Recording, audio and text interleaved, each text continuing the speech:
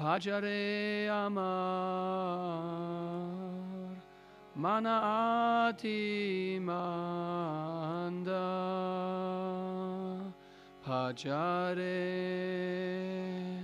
Bhajare amar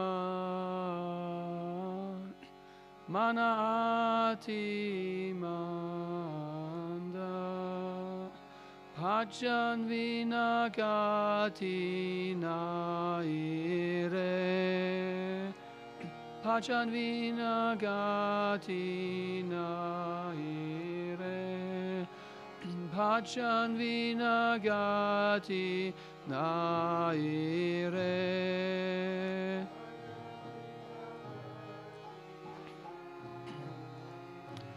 Bhaja vraja Bane Radha Krishna Charanara Vinda Bhaja Vraja Bane Radha Krishna Charanara Vinda Jnana Karma Pariharire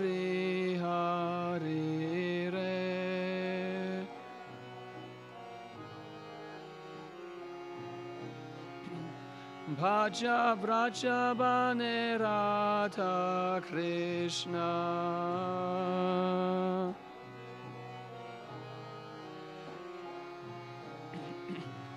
Bhaja Gaura Gadadhara Dvaita Guru Nityananda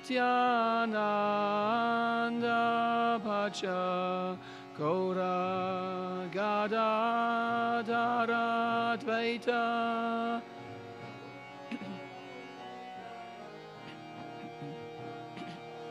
Gaura Krishnaya Pedachenere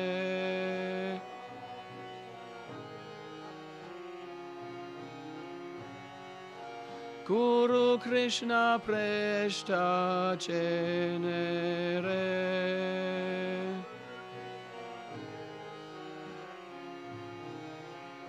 Smara Srinivas Haridas Murari Mukunda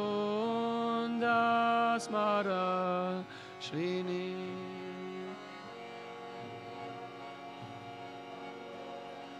Murari Mukunda Gaura Preme Smara Smarare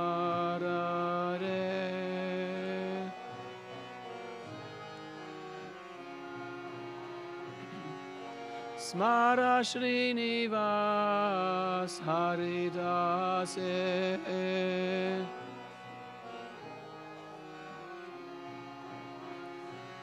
Smara Rupa Sanatana Jiva Raghunatha Tvantva Rupa Sanatana Jiva Raghunatha Tvantva Krishna Bhajan Jadi Korbere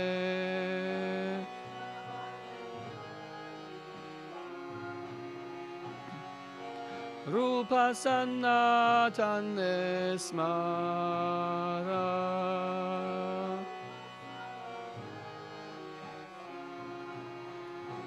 Smara Raghava Gopala Pata Svarupa Ramananda Smara Raghava Gopala Svarupa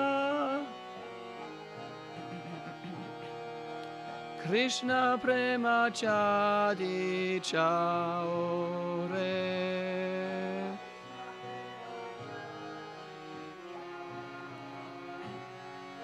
Svarupramanande Smara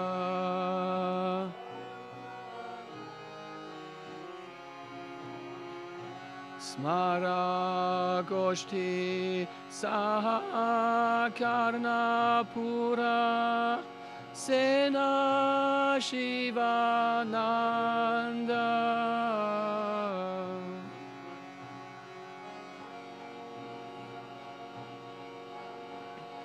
Sena Shivananda Smara Koshti Saha Karna Pura Sena Shivananda Smara.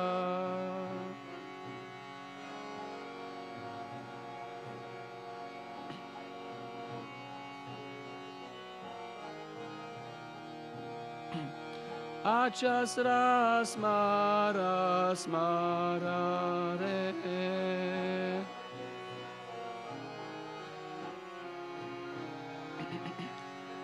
Goshti sahakarna pure.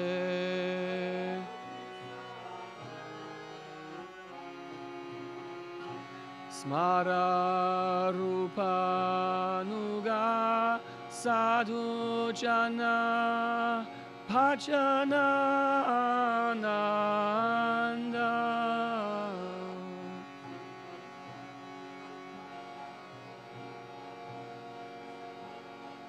Bhajana ananda vrache baschadi chaore.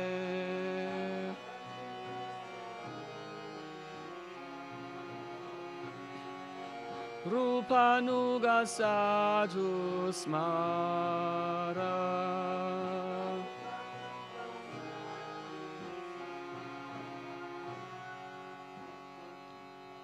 Haribo.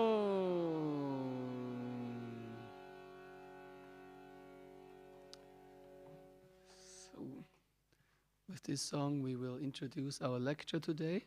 We will later read the translation and we will sing the song later again because we want to hear a little bit of the significance of this song and something around it, especially the person which is today in the center of the Vaishnavas. Srila Bhaktisiddhanta Sarasvati Thakur's Disappearance Day is today. So we want to remember him in relation with this song. Smara. Smara means remember. And is for everyone okay if I speak English? You understand English? Yeah, good. English? Kashari Kut? Okay. I could speak in German, but it is not. Right, super. Thank you.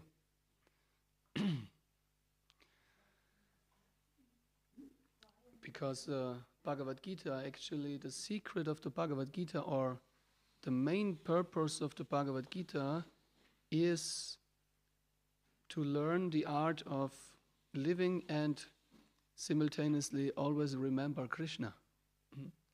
Even in seemingly abominable activities like fighting in a war and killing others, Arjuna was taught by Krishna how to remember him in this activity, and this is the way to success in life, to always remember Krishna and never forget Krishna. So therefore it is very befitting, this song, Achasra smara smara re. Remember, remember. And today we start a new chapter in the Bhagavad Gita, chapter 10. The previous chapter, number 9, we ended with a song which gives us a similar instruction. Manmanabhava mat bhakto madhyachi mam namaskuru. Krishna says, engage your mind always in thinking of me. In other words, always think of Krishna, always remember Krishna. So let us hear now the first verse of the next chapter, 10, the opulence of the Absolute. Om Namo Bhagavate Vasudevaya.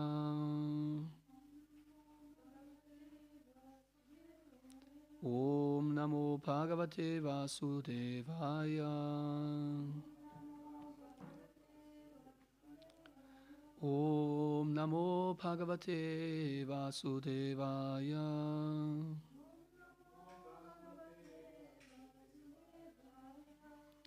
Shri Bhagavan Uvacha. Bhuya eva mahabaho. Shrinu me paramam vachaha.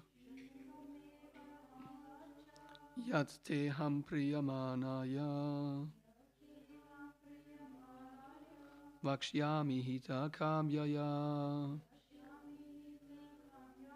Shri Bhagavan Uvacha. Bhuya eva mahabaho. Shrinu me paramam vachaha. Yat te ham priyamanaya. Vakshyami hita kamyaya. Please. Shri Bhagavan Uvacha. Bhuya eva mahabaho. Shrinu me paramam vachaha. Yat te ham priyamanaya. Vakshyami hita kamyaya. Ladies?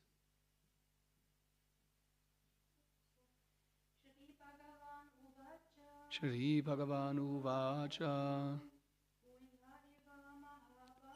Bhuya eva mahabaho. Shrinu me paramam vachaha. Yat te ham priyamanaya. Vakshyami hita kamyaya.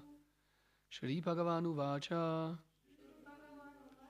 The Supreme Personality of Godhead said,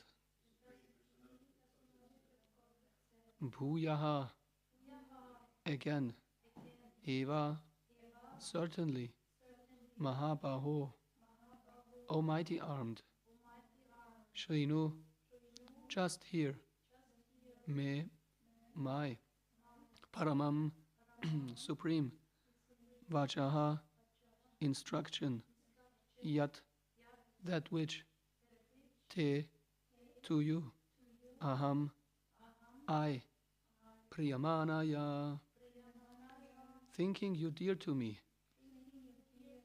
vakshyami, say, hitakamyaya, for your benefit. Translation and purport by His Divine Grace, A.C. Bhaktisiddhanta Swami Prabhupada, Srila Prabhupada ki jai.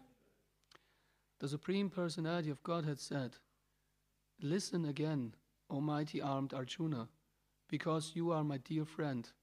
For your benefit, I shall speak to you further, giving knowledge that is better than what I have already explained. Purport. The word Bhagavan is explained thus by Parashara Muni, one who is full in 6 opulences, who has full strength, full fame, wealth, knowledge, beauty, and renunciation, is Bhagavan, or the Supreme Personality of Godhead. While Krishna was present on this earth, he displayed all 6 opulences. Therefore, great sages like Parashara Muni have all accepted Krishna as the Supreme Personality of Godhead. Now Krishna is instructing Arjuna in more confidential knowledge of his opulences and his work. Previously, beginning with the 7th chapter, the Lord has already explained his different energies and how they are acting. Now in this chapter, he explains his specific opulences to Arjuna. In the previous chapter, he has already explained his different energies to establish devotion in firm conviction. Again in this chapter, he tells Arjuna about his manifestations and various opulences. The more one hears about the Supreme God, the more one becomes fixed in devotional service. One should always hear about the Lord in the association of devotees. That will enhance one's devotional service. Discourses in the society of devotees can take place only among those who are really anxious to be in Krishna consciousness. Others cannot take part in such discourses. The Lord clearly tells Arjuna that because Arjuna is very dear to him, for his benefit, such discourses are taking place. Om Jnanatimirandasya Jnananjana Shalakaya Chakshurunmilitam Yena Tasmai Shri Gurave Namaha Shri Chaitanya Manopishtam Sthapitam Yena Bhutale Swayam Rupa Gadamayam Dadati Swapadandikam Jai Shri Krishna Chaitanya Prabhu Nityananda Shri Advaita Gadadhar Shri Vasari Gaura Bhaktavrinda Hare Krishna Krishna Krishna Hare Hare Hare Rama Ram Ram Hare Hare Nama Om Vishnupadaya Krishna Prishta Putale Srimati Bhaktivedanta Swaminiti Namane Namaste Sarasvati Deve Gauravani Pracharine Nirvishesha Shunyavadi Paschita Deshatarine Nama Om Vishnupadaya Krishna Prishta Putale Srimati Bhaktisiddhanta Sarasvati Namane Shri Varshapanavi Devidaitaya Kripaptaye Krishna Sambandha Vijnanadaine Prabhave Namaha Mathurya Jvala Prematya Shri Rupa Nuga Bhaktita Shri Gaura Karuna Shakti Vigrahaya Namostute Namaste Gauravani Shri Murte Yetinatarine Rupa Nuga Viruta Apasitana Tvantaharine Shri Bhagavanu Vacha Bhuya Eva Mahapaho Shrinu Me Paramam Vachaha Yatteham Priyamanaya Vakshyami Hita Kamyaya. The Supreme Personality of Godhead said, Listen again, O mighty armed Arjuna, because you are my dear friend. For your benefit I shall speak to you further, giving knowledge that is better than what I have already explained. So we are here in the middle part of the Bhagavad Gita, and as Krishna says here, I explain to you what is even better than what I have so far explained. And we understand that this middle part of the Bhagavad Gita is contains the real treasure of the Bhagavad Gita, which is protected by the first 6 chapters and the last 6 chapters. And the 9th chapter is the very middle, the very heart, so to say. And again, which verse we have there in the heart of the Bhagavad Gita?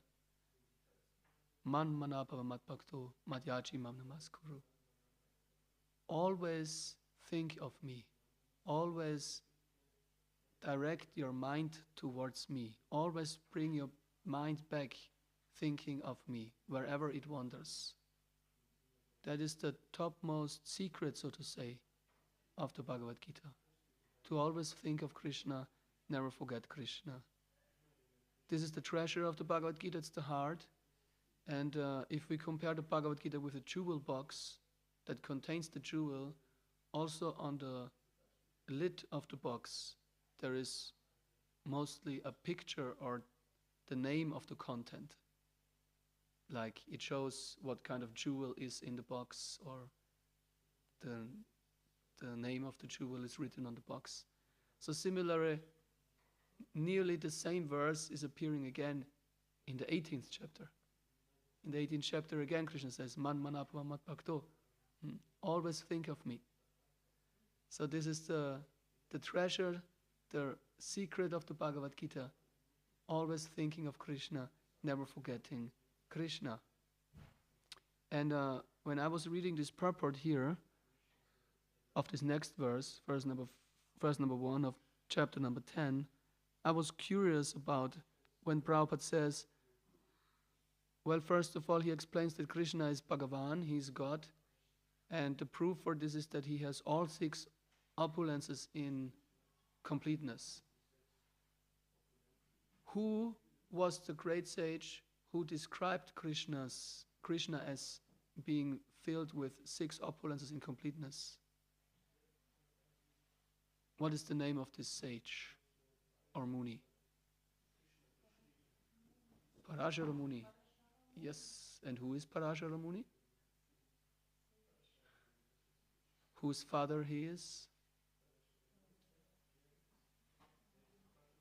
Vyasadeva. Vyasadeva, the literal incarnation of Krishna, who wrote all the Vedic scriptures down so that we can read them nowadays.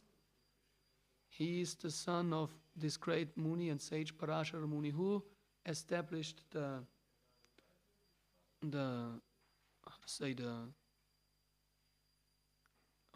he gave this philosophy or this explanation of Krishna or God as the one who has these 6 opulences in completeness. And interesting is when Prabhupada says here, while Krishna was present on this earth, he displayed all 6 opulences.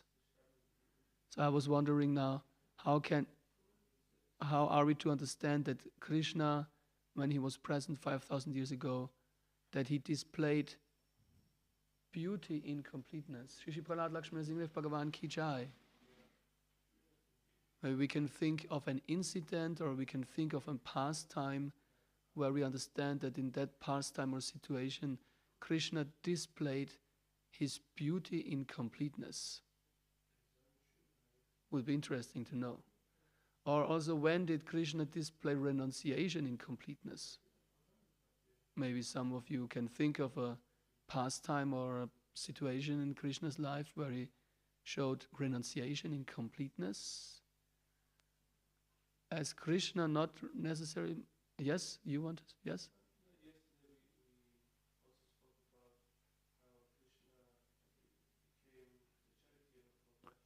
Okay. Definitely, yeah. Because he was driving the chariot, and to be the chariot driver in this culture means some really low position, so to say.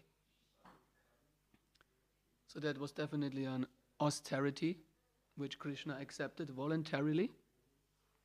Yes. Or as Lord Ram, of course, Krishna, he went to the forest and did not accept his kingdom, Ayodhya, but preferred to live as a renunciate in the forest, eating berries, roots, leaves, sleeping on the floor, and so on. Or how did Krishna display wealth in completeness? Someone of you can think of something like that? In what regard?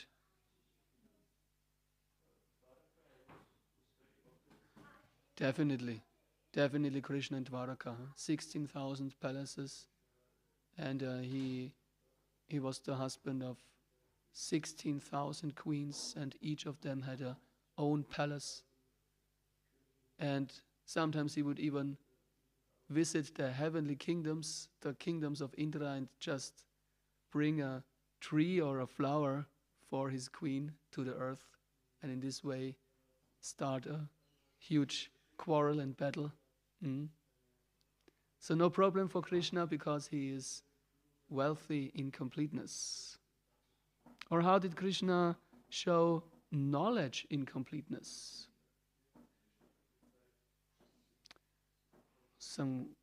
Who of you thinks of an example? How did Krishna show complete knowledge? Not always the same person. Brian knows everything. He has already complete knowledge. This is not difficult. What's your guess? How did Krishna show that he has complete knowledge? Well, by speaking the Bhagavad Gita, what we are just hearing now. No? And the Bhagavad Gita is a book you can read again and again and again and again, and you will always think, I didn't really understand what it is about, but I have to read it again. Maybe you have also this experience. I remember when I first read the Bhagavad Gita, after I became introduced to it, I didn't understand at all what it is about. So many different names, Dhritarashtra, Sanjaya, Duryodhana, Arjuna. Who are these personalities, and 5,000 years ago on the battlefield of Kurukshetra, I never heard all these things. And then reading 18th chapter, the 3 modes of material nature, it's just, when you're reading Bhagavad Gita, you just collect page after page, question mark after question mark in your head, It's like, What is this about? But then when you have read the whole book, you didn't understand really what it is about, but somehow or other, I have to read it again because there is something inside, I don't know why, but so who of you knows this? Who of you had this experience with the Bhagavad Gita? Is it just me? Only? Same with you? Yeah? You don't get it?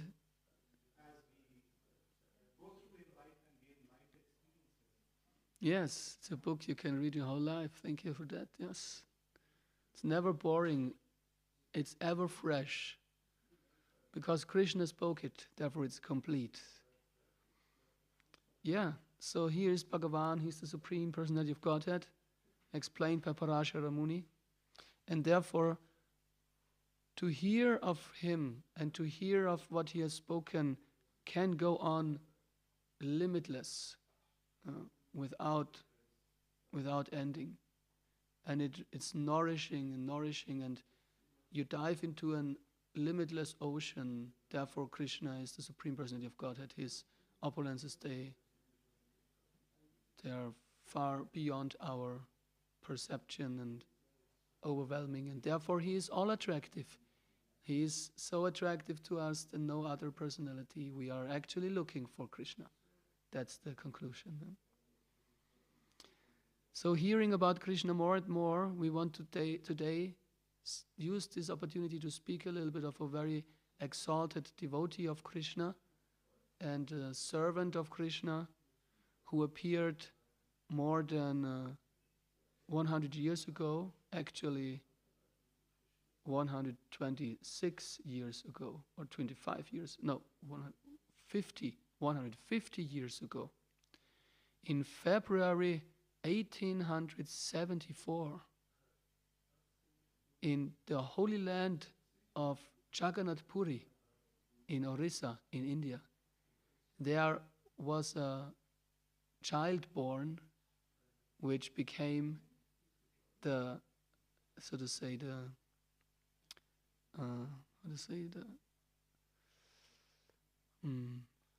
light, or the rays of Vishnu, enlightening the world with divine knowledge of the Supreme Personality of Godhead by preaching the cult of Sri Chaitanya Mahaprabhu and attending to spread this Krishna consciousness all over the world with great eagerness. The spiritual master of our founder Acharya, His Divine Grace A.C. Bhaktivedanta Swami Prabhupada, was born at that time.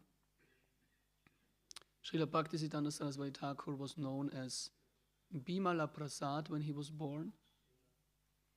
And very soon he became known as a very intelligent person.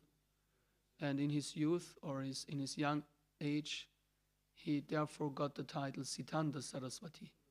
Sarasvati, we know all, Sarasvati is the goddess of learning. So he would keep this title with him his whole life, Bhaktisiddhanta Sarasvati Thakur. And he did amazing things. He lived an amazing life, uncomparable, accepted by all devotees as a real guru, as a real representative of the Supreme Personality of Godhead. He proved it in very different situations. He challenged the caste brahmanas in India, who claim that bhakti or the Vedic knowledge or Krishna consciousness is only meant for those who are born in this Hindu culture or born as a brahmana. He challenged them and he said this is not correct. And in the end he even won. And that was very revolutionary, because except for him, no one dared to do so. So he was very brave and he was successful. And as we heard yesterday in the Srimad Bhagavatam lecture, he is the example of a Naishtika brahmachari. He lived his whole life as a brahmachari, never lost his semen or had illicit sexual relationships with women. And he would challenge, but he was aware of the fact that not at all everyone is doing so. When his spiritual master left this world, Gaurakishoras Babaji, there was a fight amongst the devotees of his body. Because Gaurakishoras Babaji, the spiritual master of Srila Prabhupada, he expressed a desire that his body should be, how to say in English, schleifen, someone carried violently on the floor in India, at a holy place. I don't remember the place exactly, but that was his desire. And when he left his body, there was an attempt even to do so. But Bhaktisiddhanta Sarasvati Thakur, he did not allow that.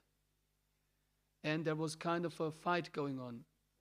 Is Bhaktisiddhanta Sarasvati now allowed to say what will happen with the body of Gaurakishoras Babaji, or shall we do with him what he personally said? And then Bhaktisiddhanta Sarasvati Thakur said, okay, let's do it like this. If you fulfill the requirements, I will ask you now, then you can get the body of my Guru Maharaj and you can do with him whatever you want. And then he said, who of you here did not have illicit sex during the last month? And it was silent. And then he said, okay, who of you did not have illicit sex during the last week? And no one showed. And they said, okay, who of you did not have illicit sex during the last 3 days? And no one showed a sign. So in this way, he smashed them all. He was following that his whole life. And he knew that they were all kind of sense gratification, so-called Babajis, and so on, claimers of spiritual life. And they did not really deserve to decide what will happen with the body of his spiritual master. So therefore he decided what will happen with his spiritual master's body. So that was again a very brave activity or brave statement of Bhaktisiddhanta Sarasvati Thakur. And if we study his life, that continues and continues and goes on and goes on. And one of the most fascinating tasks that Bhaktisiddhanta Sarasvati Thakur did, which is pretty much inspiring for all the devotees who want to achieve something in the spiritual life, to follow that example, I would say, is that he took a vrata. In the beginning of the 20th century, which means it was 1905, it says in the internet, he started in 1905 to perform his Nama Yajna. And his vow was to chant a certain amount of Krishna's names or the Lord's names on his meditation beats. And the yajna was Shatakoti Nama. That means 100 crores of holy names. And 100 crores is 1 trillion. 1 trillion names of the Lord. Eine Milliarde. So when we chant Hare Krishna, Krishna Krishna, Hare Hare, Hare Rama, Rama Ram, Hare Hare. It says you have 32 syllables, but you have 16 names of the Lord. Hare Krishna, Krishna Krishna, Hare Hare. No, you have 8. Hare Rama, Rama Rama, Hare Hare. You have 8 times the Lord of the name of the Lord, Krishna Rama, and you have 8 names of his internal energy, Hare. So 1 trillion, eine Milliarde of such names he took a vow to chant. And that means he chanted for 10 years every day 192 rounds of the Hare Krishna Mahamantra. So now we can calculate. I like to calculate. Last time when we had Bhagavatam lecture, we also made a calculation of the intensity of the Kurukshetra war compared with First and Second World War. So now we can also use our mathematics skills,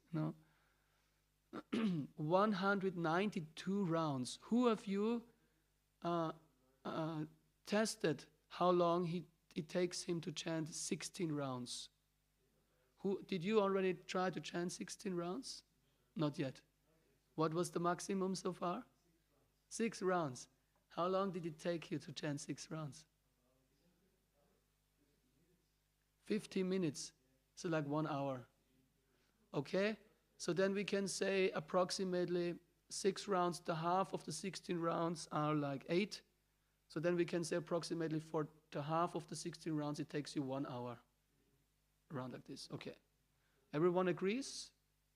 Someone takes longer? Means 2 hours for 16 rounds is realistic. 16 rounds to 2 hours. But then again, you have to be really focused. You cannot even, maybe going to a toilet may be okay, but you cannot do anything else. You have to really constantly chant, not spacing out. Then 2 hours, 16 rounds would be okay. Okay, so now 16 rounds, 2 hours means 32 rounds, 4 hours. 48 rounds, 6 hours. 64 rounds, 8 hours. 8 hours constantly chanting are 64 rounds. 64 rounds double are 128. 128 rounds are 16 hours. And then this again plus 64, you have then 128 rounds plus 64 are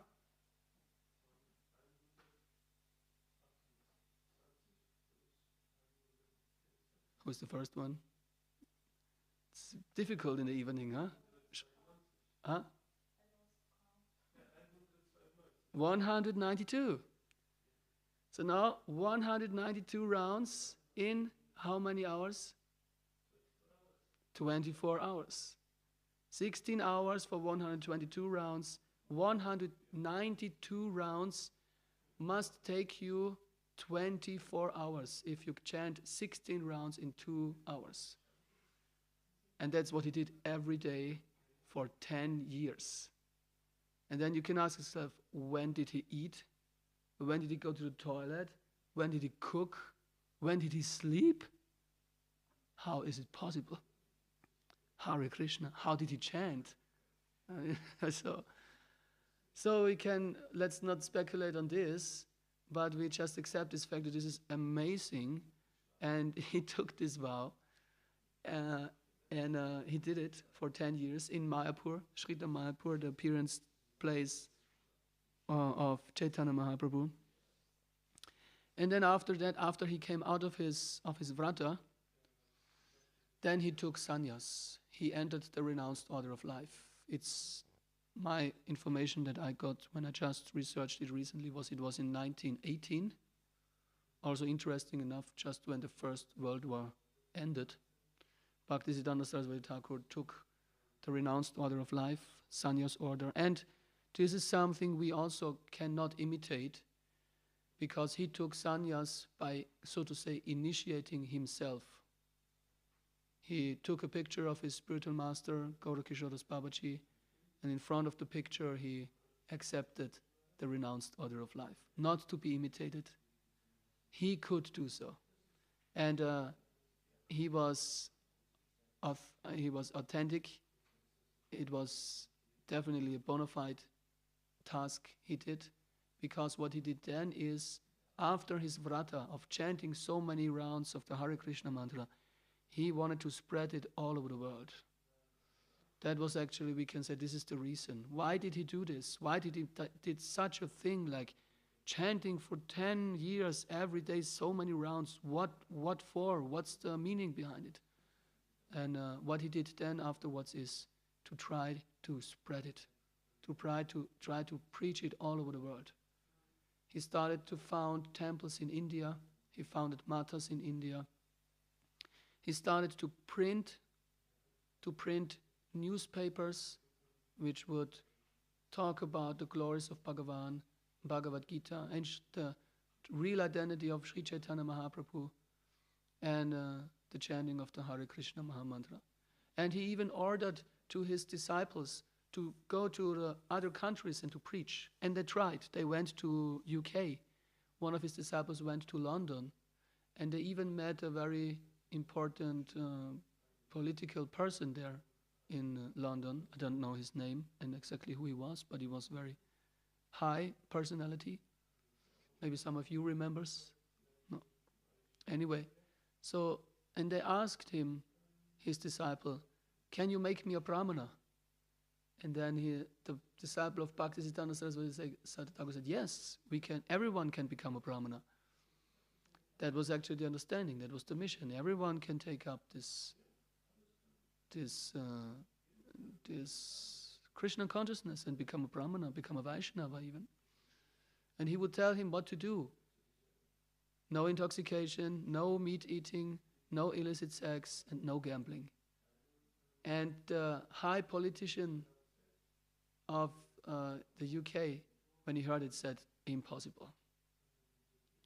This is the Western part of the world. Brahminical culture, unimaginable to follow, impossible. So, and that was all the success, so to say, which was achieved by this disciple of Bhaktisiddhanta Sarasvati Thakur. So much money was spent just for traveling to another country, but there was not really anything accomplished.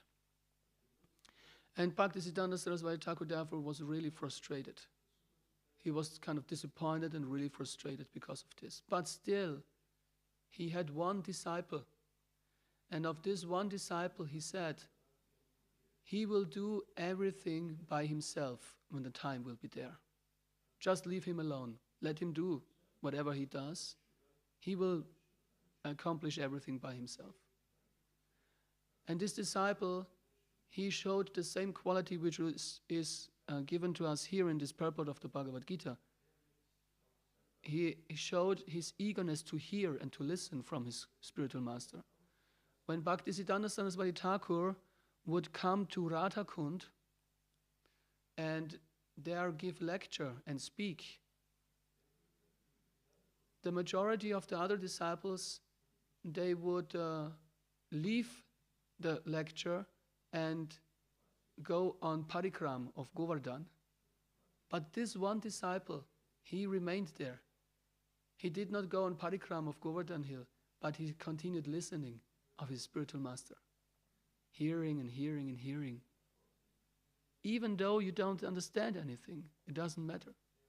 But just this quality of I want to hear, I want to listen more, this was his great qualification, his great quality. And Bhaktisiddhanta Sarasvati Thakur, he acknowledged him. He said, oh, he's a very good listener. He likes to hear. So, a blessing.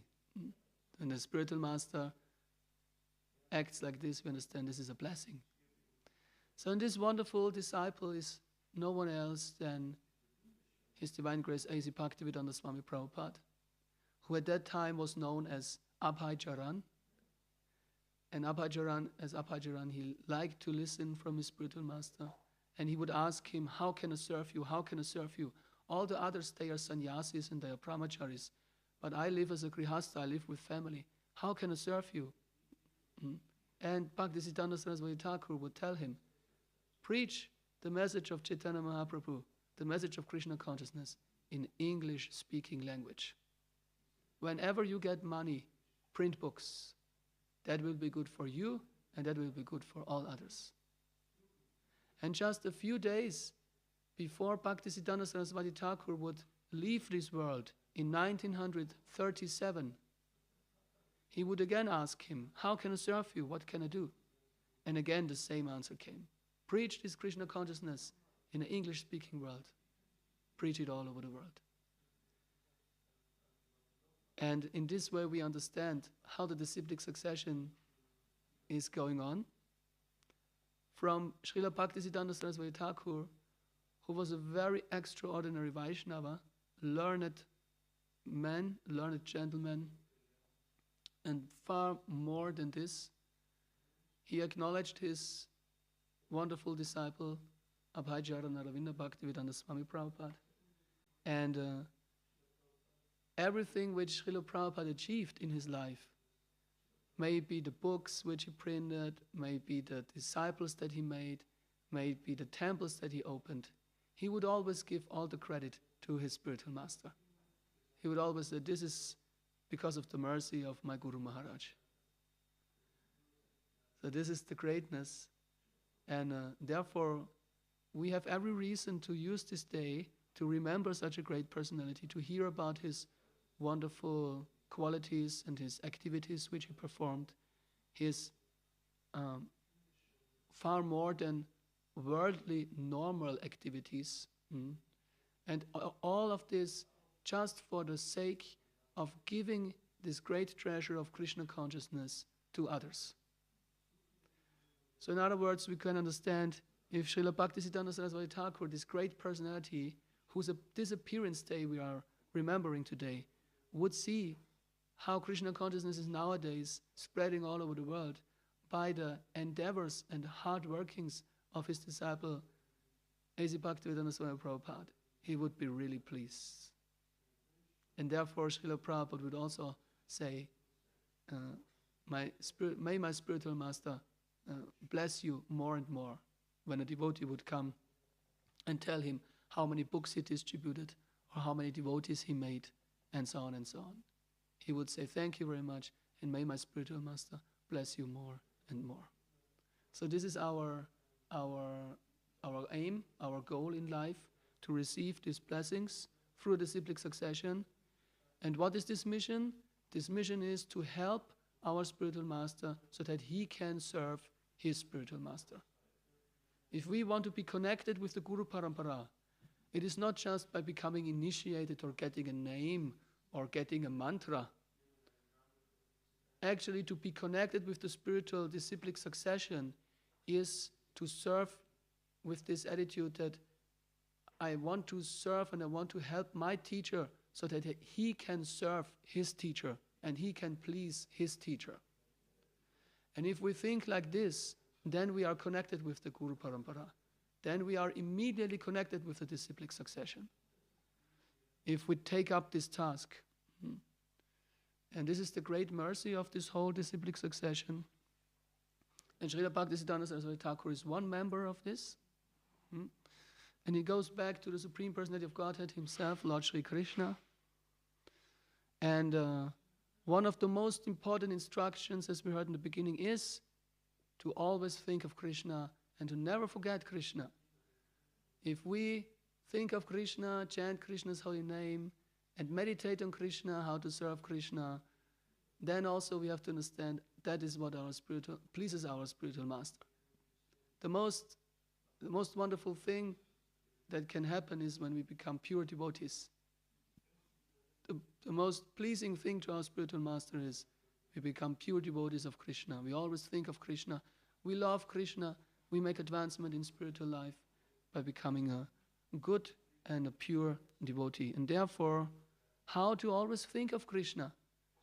And this is also a question which is asked in the Bhagavad Gita by Arjuna. Arjuna says in the Bhagavad Gita, to control the mind is so difficult. It seems to be more difficult than to control the wind. How to do it? How to always think of Krishna? How to never forget Krishna? And Bhaktisiddhanta Sarasvati Thakur, as a lion guru, that was his nickname, so to say, he was a lion guru, he would agree to this. The mind is very difficult to control. But what did he say? Therefore, how should you treat your mind? Who of you knows? What is the instruction of Bhaktisiddhanta Sarasvati Thakur? How to treat your mind. Yeah. Who? Please say. You have to kick him. The mind is such a rascal. He does not want to think of Krishna. He thinks of so many different things. Therefore, in the morning when you get up, you have to kick him 100 times with a stick. And in the evening before going to sleep, you have to kick him 100 times with the boot. 100 times with the boot and 100 times with the kick. Rascal mind. Hare Krishna. What is this football? What is this internet? What is this YouTube? What is this? rascal mind, Hare Krishna. That was his strong words.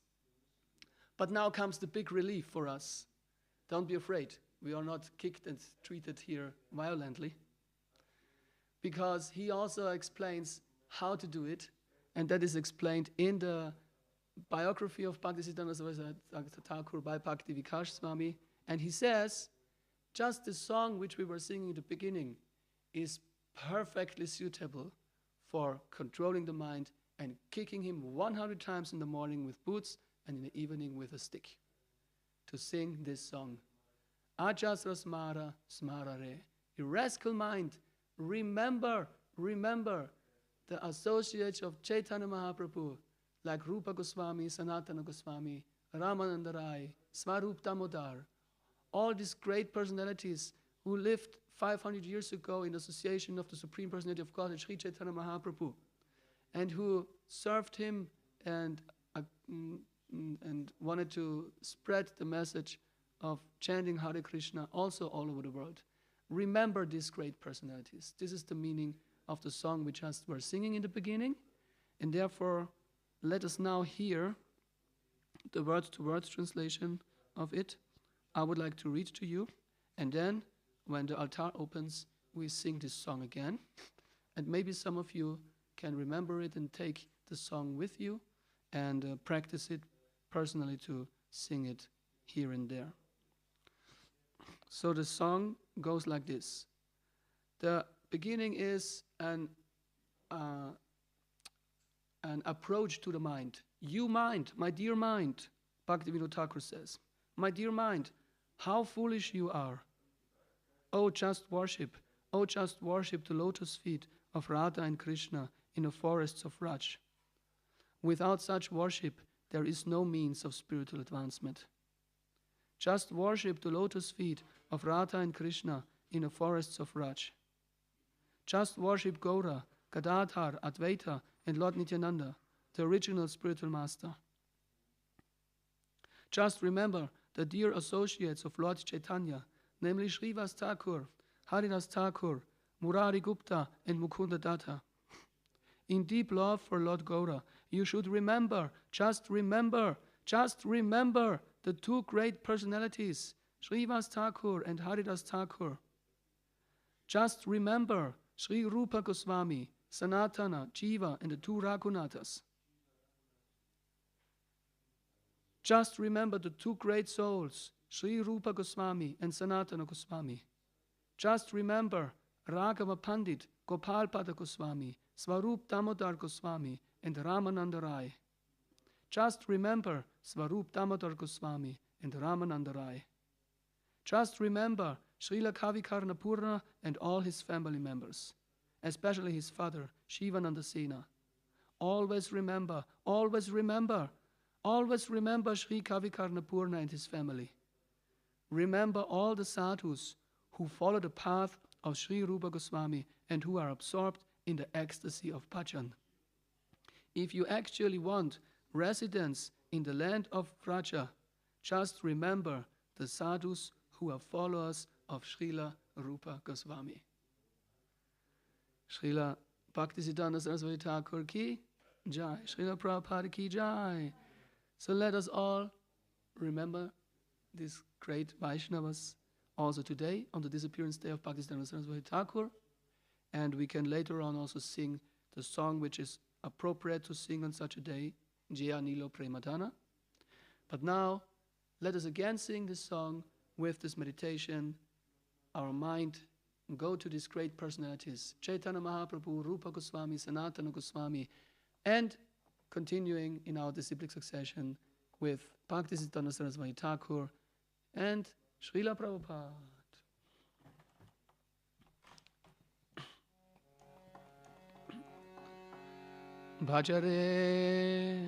Bhajare Amar Mana Ati Manda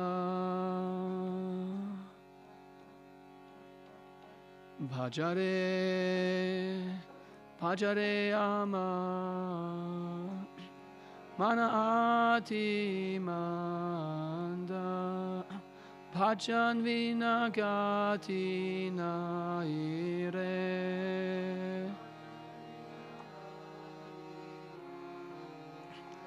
Bhaja vraja vane Radha Krishna charanara vinda.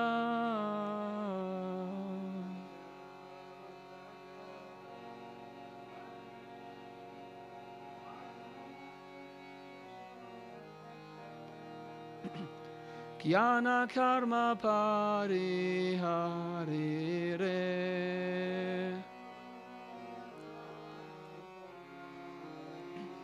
Bhaja vraja bane Radha Krishna.